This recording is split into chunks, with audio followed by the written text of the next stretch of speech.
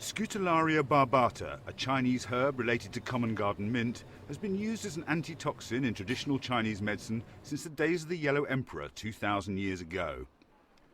It is part of a vast resource of natural remedies that are increasingly attracting Western interest, helping the Chinese pharmaceutical industry to grow by 20% in each of the last 3 years. But researchers at the University of Salford's KidsScan's laboratories are ahead of the crowd. For 12 years they've been extracting and researching the active ingredients of this herb in the laboratory because one of its uses in Chinese medicine is in the treatment of cancer. They have discovered strong scientific reasons for this by studying the action of this extract on cancerous tumours. Research that has proved so promising they've just received funding to take it through to clinical trials.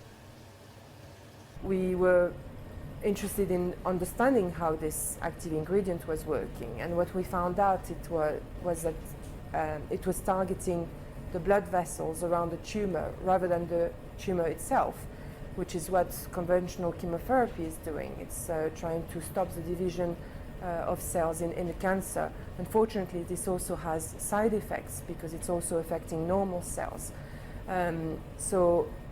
So far, our studies have shown no side effects, and we think that the treatment would be effective against about 90% of cancers. What they've developed are drugs that work in a new way. They change the structure of the blood vessels that surround tumours, cutting off the flow of oxygen and nutrients to the tumour, literally starving it to death. Filmed through a microscope, the action of the active ingredients on the cells surrounding the tumours is both rapid and dramatic. The pockmarks appearing on the left are the cells changing shape as the drugs hit them.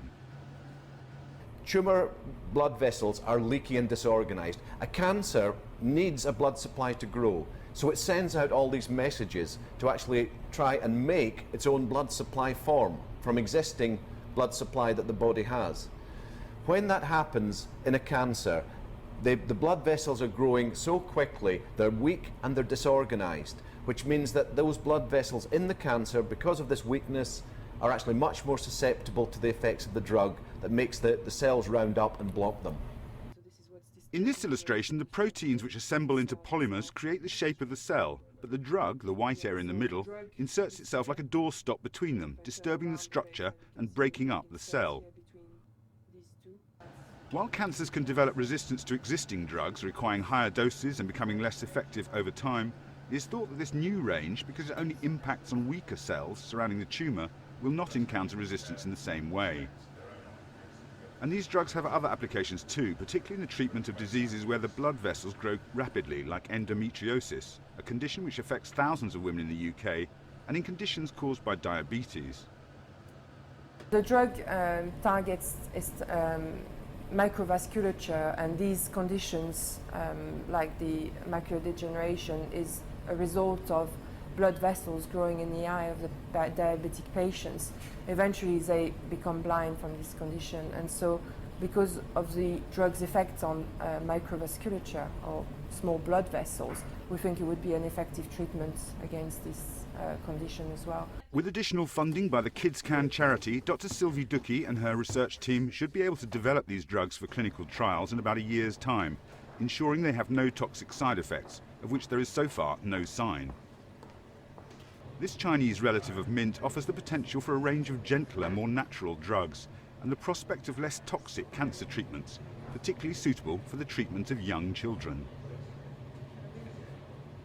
Nature's had 4 billion years to evolve the most exquisite molecules. No chemist would either think of making them or could probably even make some of the more complicated ones. But nature's actually given us the tools that can have the most exquisite biological effects, many of which can be turned into drugs. Nature's got a lot to teach us.